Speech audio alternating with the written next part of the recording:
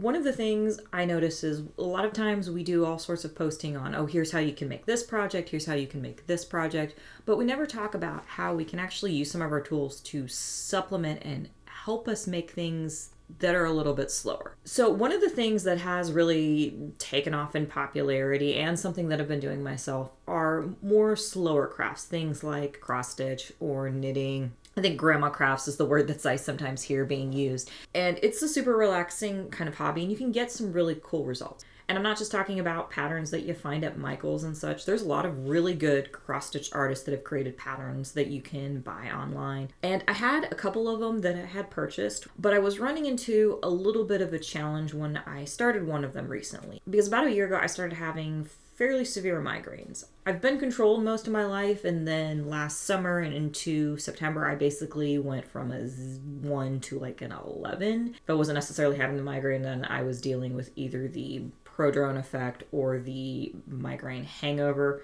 as many people put it. I kind of refer to it sometimes as the post-ictal state. Coming from the medical field, I think about my patients who come in post-seizure and how they're kind of out of it. That's the way to put it. But regardless, just about being anywhere in that cycle, sometimes being able to focus on small details just was very exhausting. And I was trying to figure out a way how to make that a little easier this past summer. And I was looking around and I noticed I had a tool that I thought, well, you know what? That would probably make it easier. Would that work? And it turns out it did. So what I'm talking about happens to be the M2. And I've done a number of videos on this channel with the M2 that XTool dropped. It's a color laser printer, as they put it. Basically, you have an inkjet cartridge in there and it lets you print on anything. And I've done a whole video on printing on fabric, particularly how you can make the fabric waterproof. And what's nice about being able to print on fabric with the M2 is that you can really dial in where you're placing the ink on your fabric, because you've got a camera, and not only an overhead camera, but you've also got a high precision camera in there. And while the ink going on fabric is initially waterproof, I showed how you can do that if you want it to be waterproof. In this case, I don't really need the ink to be waterproof, because what I'm wanting to do is I'm wanting to make cross stitch easier by actually taking my cross stitch pattern and putting it on my cross stitch fabric, so that I can see the pattern much easier, complete it, and then if it's not completely hidden by the stitches, which for the most part in this case it was, I could easily run it through a gentle wash cycle and that ink would disappear and it wouldn't be a problem. So that's kind of what I'm going to show you guys to do today.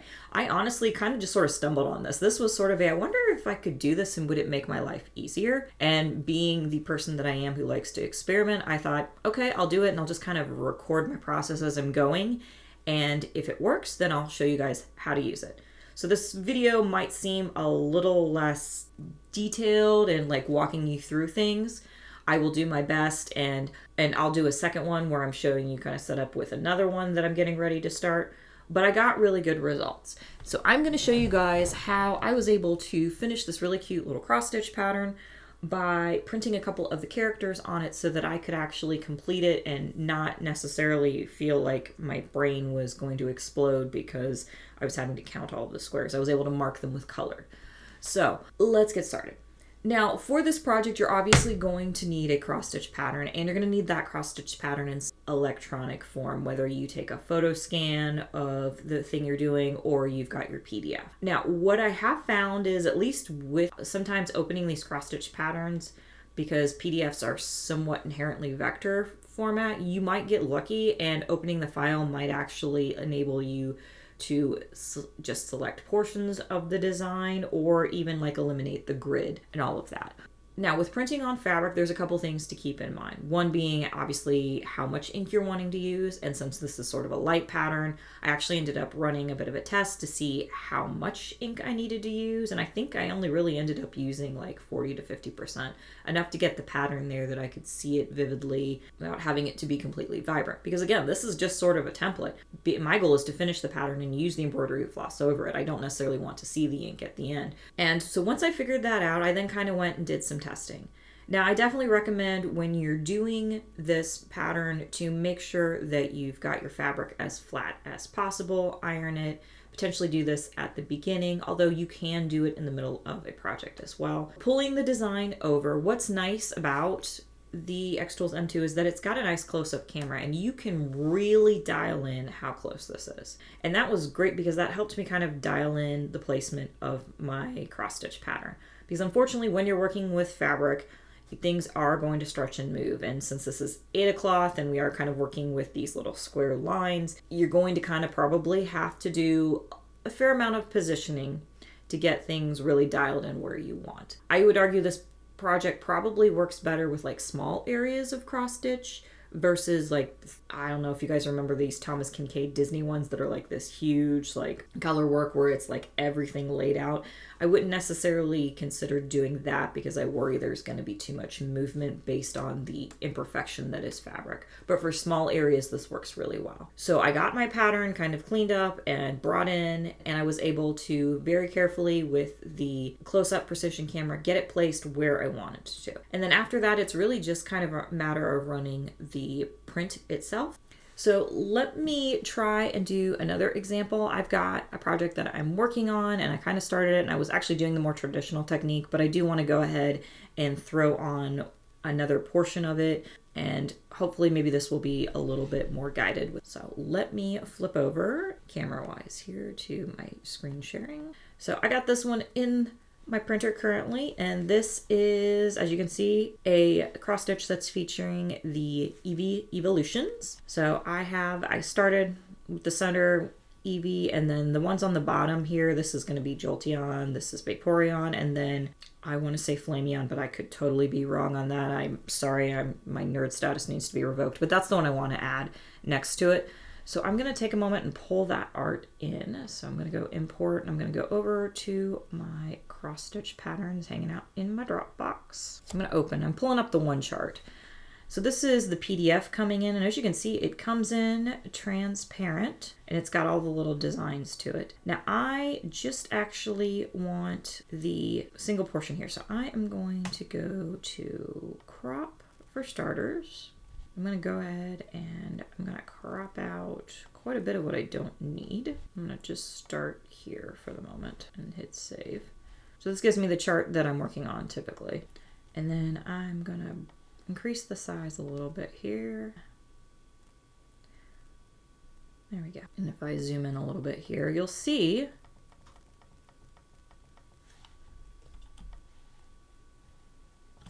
you can get the design pretty decently lined up, but it's definitely not necessarily perfect. It's going to play around a little bit with sizing, but I've got all of these designs and I could probably try and line them all up, but I don't necessarily think I'm going to get as best results I want. What I want right now is I just for now want to put in my little Flameon character over here, or Embryon. Is it Embryon? That is going to bother me. I need to look up the name of these Eevee evolutions or I'm going to feel insane. Who is that? Flareon. Okay.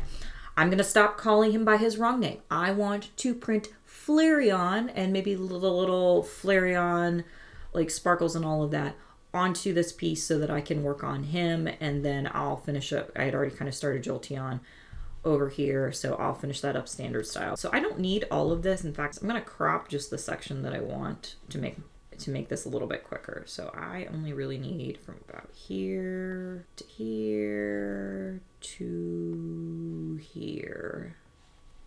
All right.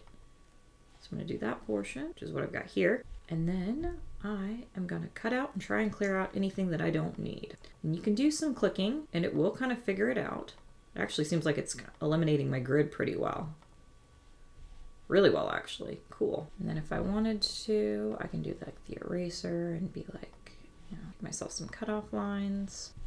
There's that one. I'm gonna clean up here. And if I use the magic wand, it is smart enough. It is still trying to see that. So I'm grab the eraser. Basically, I'm just trying to break it up enough so that it leaves my little Flareon here alone. Okay, that should be enough. Let's see if the magic wand is not smart enough and it just takes out. Yep. Perfect. I know these are going to be black and it looks like it took that out. That's okay. I know where those are and I can kind of follow those. Okay, so that's a good start. So I'm going to start there, and I'm leaving some extra just so that I can use it to kind of position my little guy. So for instance, here I know that this is where I need things lined up, and I'm going to try and size things just a bit to see if I can get it to match up a little bit here. Now, what's nice about this is that I actually want to try and really line this up. So I'm going to grab my close shot camera, and I want the close shot camera right here. Bingo. And as you can see, that is a very different image and much easier to see and line up to. I'm zoomed in like 1600%. I can really dial in the exact positioning of it, and you can see it shifted quite a bit. And don't be surprised if you're going to have to move things around a little bit to get things perfectly aligned. It helps that I've got a couple extra guides here. And then I'm just going to kind of check and see where all my squares are. Do they line up pretty well? And of course the challenge is, like I said, is I'm working on fabric, so things are unfortunately not going to be 100% perfect. In fact, kind of glancing at this, I'm thinking I'm off a little bit angle wise, and I need to adjust that. Honestly, I find it easier to like go angle by angle, truth be told. Yep, like looking at this going, it might not even be 359, it might even be like 359.5. And then I'm kind of looking to see, does this line up square-wise here? This looks like it's lining up pretty well. Things are a little bit moved here, but not too bad. Otherwise, in general. And then it is really just kind of maybe just skewing the design a little bit, unlock it, pull here and there where you need to with some of the areas. So 1, 2, 3, 4. This actually lines up pretty good. This one I have stretched on my hoop, so I'm getting pretty decent alignment. But other than that, that actually matches pretty well. It doesn't have to be perfect. All of this is again going to kind of be covered with embroidery floss, but I want it to be pretty close. So now I'm just going to go in real quick, or now that I've gotten it positioned, I'm going to go ahead and eliminate anything that I don't need. For instance, I don't need any of this portion of Evie's tail or this one. Like all of that was sort of taken care of already. All right. And then it shouldn't change the shape of it. Everything looks good. We are ready effectively at this point to be printing. And this has the concentration at 100%, but I really don't need that. At 50% would be more than good enough. And I will get him printed. And it won't take very long, about 1:19.